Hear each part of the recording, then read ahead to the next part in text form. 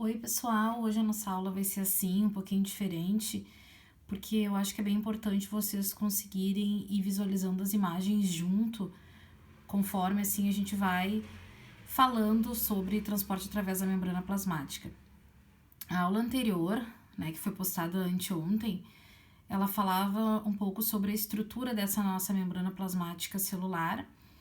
E hoje a gente vai ver os tipos de transporte que ocorrem através dessa membrana, ou seja, de que forma as substâncias conseguem entrar e sair da célula, tá ok? Bom, se a gente fala em transporte, a gente tem que primeiro perceber que existem dois tipos de transportes bem diferentes na membrana plasmática, o transporte passivo e o transporte ativo. O transporte passivo, ele é aquele transporte que acontece a favor do gradiente de concentração. O que significa quando a gente fala que um transporte é a favor do gradiente de concentração?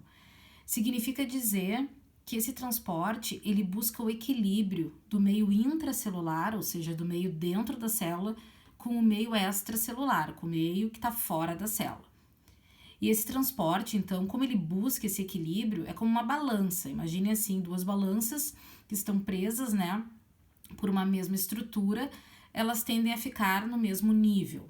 Como então é um transporte que busca um equilíbrio, a gente diz que ele é a favor do gradiente de concentração e por isso a célula não gasta energia para que ele aconteça.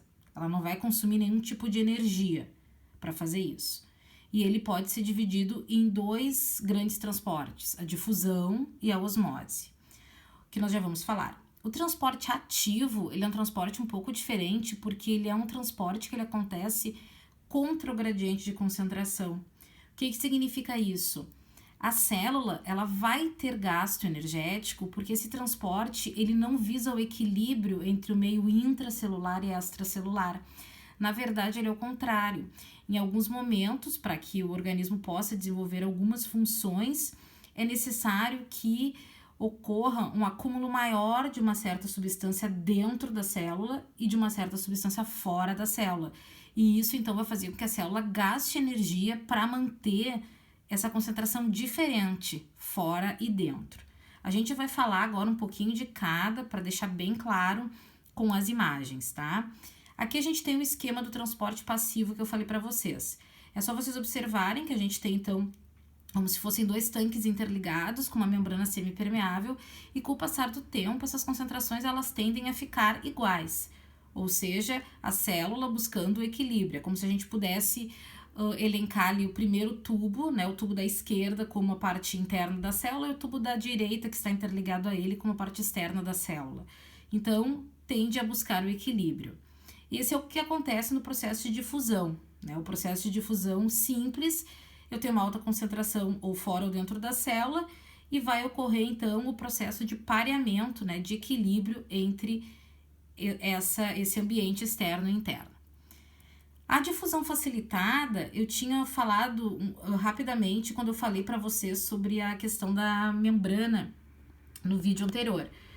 A difusão facilitada, ela precisa de um agente facilitador que se encontra na membrana plasmática. Esse agente facilitador, ele é uma proteína chamada permease, que já faz parte da estrutura, da integridade da membrana. E quando a célula precisa colocar para dentro dela substâncias que são um pouco maiores e que não conseguem penetrar sozinhas através da membrana, ela vai utilizar um transporte, ela vai utilizar a permease, que é uma proteína carregadora, que vai fazer com que essas moléculas maiores consigam ter um acesso facilitado, por isso difusão facilitada, ao interior da célula. Um exemplo que eu posso dar para vocês, por exemplo, é a própria molécula de glicose, né? O açúcar que a gente falou, monossacarídeo C6H12O6 de fórmula molecular, ela é uma molécula relativamente grande que para conseguir entrar na membrana, né, para conseguir ultrapassar a membrana celular, ela vai necessitar de agente facilitador que a carregue lá para dentro e que nesse caso então vai ser a proteína, né, a permease, que faz parte da nossa constituição da membrana plasmática. Depois a gente tem um outro transporte pela membrana, que também é um transporte passivo, que é a osmose. Mas na osmose eu peço para vocês um pouco de atenção, Por quê? Porque até então a gente estava falando de transporte de solutos, ou seja, das substâncias, né? O açúcar, das substâncias que precisavam ser dissolvidas, das substâncias sólidas, por assim dizer. Na osmose, a gente tem uma diferença muito marcante. A osmose, ela é um processo de transporte através da membrana plasmática, mas na qual é o solvente que se desloca. O que significa isso? O solvente, a gente poderia, por assim dizer, a água, é a água que vai se movimentar para dentro e para fora da célula. E aí, nesse caso, a gente tem uma diferença muito importante, que a água, ela vai tender a se transportar para o local, obviamente, onde eu tenho maior concentração de soluto para dissolver. Então, vocês imaginem assim, por exemplo, vocês se alimentaram de uma quantidade muito grande de sal, tá? De NaCl. O que vai acontecer com essa água? Ela não vai se equilibrar fora e dentro da célula, ela vai tender a entrar em maior quantidade para dentro da célula, porque é onde eu tenho mais substância para ser dissolvida. Então, o transporte de osmose também vai buscar o equilíbrio, e por isso é um transporte passivo. Porém, ele vai buscar a região que tem maior concentração de soluto a ser dissolvido. Então, a gente tem que sempre cuidar nessa relação.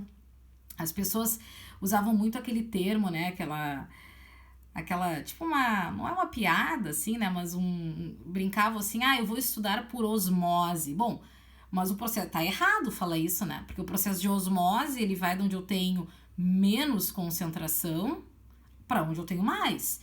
Se o livro tem mais informação do que eu tenho no momento, o pouco que eu sei vai ir para o livro. Então a gente tem que cuidar com essas jogadas assim, porque a osmose é um processo em que o solvente se locomove e não o soluto, como é no caso do processo de difusão. Tá? Espero que tenha ficado claro aqui. Então aqui a gente tem, por exemplo, a estrutura da osmose, pessoal. O meio hipotônico é o nome que eu uso para o meio menos concentrado, hipo, menos, né? E o meio hipertônico é o nome que eu utilizo para o meio mais concentrado, hiper. Então, o solvente, observe as bolinhas azuis, eles tendem, né, a se locomover através da membrana para onde eu tenho mais soluto a dissolver. E isso igual vai estar buscando o equilíbrio. Por quê? Porque eu vou dissolver as duas regiões intra e extracelulares da mesma forma, só que atendendo a quantidade de soluto que eu tenho em cada uma. Perfeito? Bom, aqui acho que são termos que é importante, né? A gente dá uma faladinha, como eu acabei de falar. O meio hipertônico é o meio onde eu tenho maior concentração. O meio isotônico, iso, vem de igual, é onde eu tenho concentrações iguais. E o meio hipotônico, onde eu tenho menor concentração. Então, quando eu tenho, por exemplo, uma célula num ambiente hipertônico, como ali tem o exemplo, as células do sangue, se ela está num local hipertônico, significa que a solução é mais concentrada que ela. Automaticamente ela vai perder água para o meio e por isso ela vai murchar, que é o que a gente utiliza como nomenclatura, dizendo que a célula está plasmolizada, significa murcha, perdeu água. O meio isotônico ocorre, na verdade, a equivalência entre as concentrações, e o meio hipotônico é quando eu tenho, por exemplo, uma célula num ambiente, né, de baixa concentração, e significa então que ela é mais concentrada que o ambiente. Se ela é mais concentrada, ela vai receber a água por osmose, o que faz ela ficar inchada, que a gente chama de túrgida, podendo inclusive sofrer uma lise, né, ou seja, uma ruptura celular, tá? Aqui a gente pode fazer aquela comparação em relação a um peixe, né?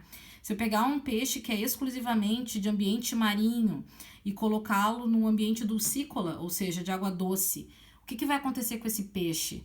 Ele é mais concentrado que a água doce, significa então que as células são hipertônicas em relação ao meio, né? Então a gente precisa fazer a relação que se ele tem maior concentração que o ambiente, automaticamente as células vão ganhar água do ambiente e as células dele vão ficar túrgidas, né? Com excesso de água dentro. E se a gente for fazer a comparação ao contrário, também, né? A gente tem que pensar aí num peixe, por exemplo, de água doce, exclusivamente de água doce, que vai para um ambiente de água salgada, e as células dele são menos concentradas que o ambiente, automaticamente ele vai perder água para o ambiente, as células ficarão plasmolizadas. Então, só uma comparação para facilitar. Aqui a gente tem o esquema do transporte ativo, que como eu falei para vocês, esse sim é um transporte que gasta energia, porque ele é contra o gradiente de concentração. A célula ela precisa, no caso, esse nosso exemplo, a bomba de sódio e potássio é um exemplo ótimo, porque para alguns processos a gente precisa acumular potássio dentro da célula e sódio fora. Então significa que mesmo a célula estando com excesso de potássio e o potássio tentando sair para o ambiente extracelular, a célula necessita segurá-lo dentro em alta concentração, o que faz um acúmulo muito grande de potássio dentro da célula, como vocês podem ver nessa imagem, e um acúmulo muito grande de sódio fora. A célula, para conseguir manter esse potássio acumulado dentro, esse sódio acumulado fora, com diferentes concentrações nesse nível, ela vai consumir uma grande quantidade de ATP, trifosfato de adenosina, que é a molécula energética, que é conteúdo nosso do terceiro trimestre, né, em metabolismo celular. E aqui nós temos, para finalizar, o transporte em bloco, que não tem nada demais, mas é quando a célula ela consegue, digamos assim, transportar substâncias em grande quantidade. E aí a gente tem os processos de endocitose, que são processos que acontecem para a célula absorver essas substâncias em grande quantidade do meio extracelular para dentro dela, como a fagocitose e a pinocitose, e a exocitose, né? A exocitose vem de exterior, significa então a forma da célula poder absorver substâncias que estão dentro dela e colocar para fora, jogar para o meio extracelular o que ela não quer. A fagocitose, fagos vem de comer, é quando acontece o englobamento de partículas sólidas pela célula. E a pinocitose, pino significa beber, então na verdade é quando ocorre o englobamento de partículas líquidas dentro da célula, né? Da forma que ela vai então absorver do ambiente externo e conseguir puxar literalmente assim para dentro dela essas substâncias. E a exocitose, então, é quando essa célula ela consegue formar vesículas e colocar para o meio extracelular